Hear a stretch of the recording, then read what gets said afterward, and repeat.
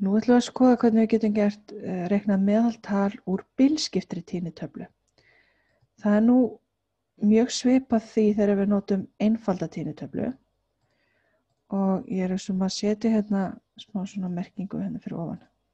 Þetta var einföld tíðnitöfla. Svona, hérna þess fyrir neðan. Það ætla að segja bilskipt tíðnitöfla. Hún er aðeins öðruvísi og nú ætlum við að aftur að búa til hérna X og F alveg svo áður og ætla að henda þetta smá línu undir þetta. Okay. Hérna erum við með bilin, þannig að fyrsta bil er 11 til 15, næsta bil er 16 til 20, svo 21 til 25 og 26 til 30. Tíðnin hérna er 2, 3, 5 og 2 og samtals getum við fengið með summu samtals við 12 mælingar. Okay. Þannig að við vitum ekki nákvæmlega hvernig mælingarnar eru en við vitum að af þessum mælingum sem við höfum þá eru 2 mælingar á bilinu 11 til 15, 3 er á bilinu 16 til 20, 5 er á bilinu 21 til 25 og 2 er á bilinu 26 til 30. Vandamálið er samt að við vitum ekki endilega til dæmis þessar 3 mælingar. Eru þær allar mögulega 16? Eru þau með 16, 16, 16 í gagnasafninu? Eða kannski 20, 20, 20? Eða kannski erum við með 16, 19 og 20? Eitthvað svoleiðis. Við vitum ekki hvernig það er. Þetta gæti allt saman verið 16, gæti allt saman verið 20, gæti verið einhvers konar dreifing þarna á milli.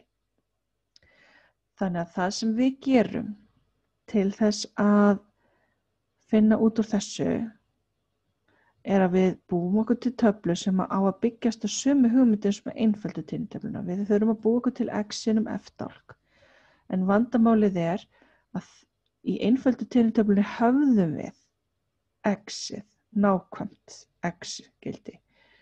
Í bilskiptu tíðnitöflunni erum við með bil fyrir x og það sem við þurfum að gera í staðinn er að við þurfum að meta.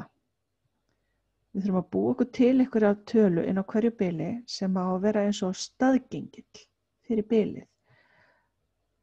Tölu sem við getum notað í staðinn fyrir x-dálkinn í einföldu tíðnitöflunni. Okay.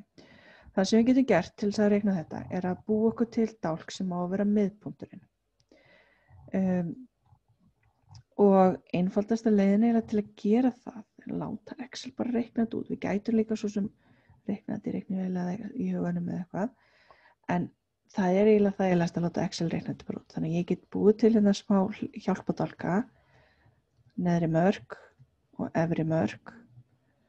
Og hér erum við með 11, 16, 21 og 26. Og hér erum við með 15, 20, 25 og 30. Alveg eins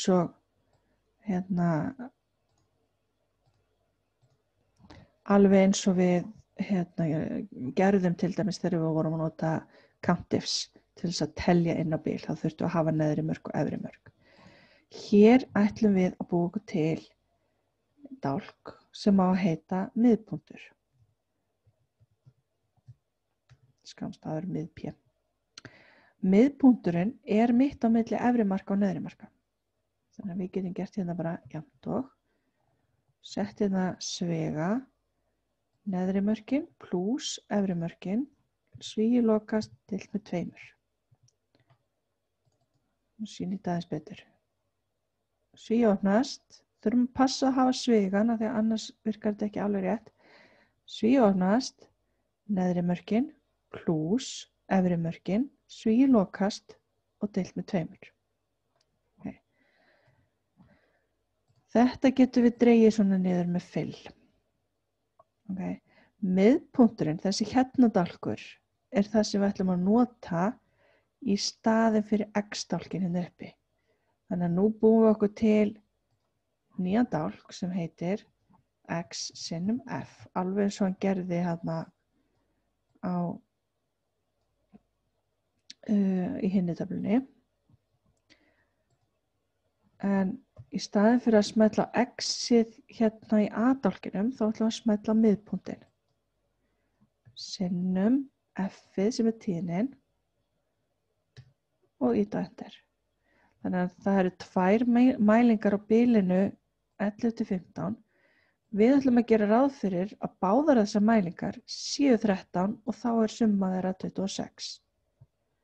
Þannig að við ætlum að nota miðpunktinn sem svona eins og mat, það á að vera svona eins og fulltrúi bilsins. Þannig að hérna, alveg eins og næsta bil, 16-20, þar ætlum við bara að nota 18, segja 18 bara fulltrúi þessa bils. Og við tökum 18 og margfaldum með 3, þá fáum við 54. 23 margfaldast með 5 og þá kemur 115. Og 28 margfaldast með 2 og þá fáum við 56. Og eftir þetta virkar þetta alveg eins og það gerði með einföldu tíðnitöfluna. Þannig að með einföldu tíðnitöfluna þá lögðum við saman hérna f sinnum x dálkinn og notuðum þá summu og deildum með heildarfjöldanum. Við gerum þetta alveg eins og núna. Smellum hérna í samtalslínuna fyrir x sinnum f dálkinn. Notum autosum til þess að leggja saman og við fáum hérna 251. Og hér til hliðar gerum við meðaltal. Jafnt og smellum á 251 sem summan úr x sinnum f. Deilt með heildarfjöldanum sem 12. Þannig að meðaltali úr þessu mælingum 20,91. Það 92 eiginlega. Og hérna þurfum við líka að vera með athyglina svolítið vakandi. Af því að við getum séð til dæmis, hérna fæ ég 20,92. 20,92 myndi falla inn á þetta hérna bil eiginlega. Það eiginlega hérna svona nær 21 heldur en 20. Myndi fara inn á þetta bil. En ég þarf að vera með athyglina vakandi, þannig að ef ég fæ meðaltal sem kannski 0,3 sem fyrir utan, semst minna heldur en minnsta bilið, eða ég fæ útkomu sem 64 og það eitthvað sem stærri en stærsta bilið. Þá þarf ég eitthvað að kveikja og segja, nei, þetta getur ekki verið, það hlýtur eitthvað formúla að vera röng hjá mér. En svona myndum við reikna meðaltal úr bilskiptri tíðnitöflu.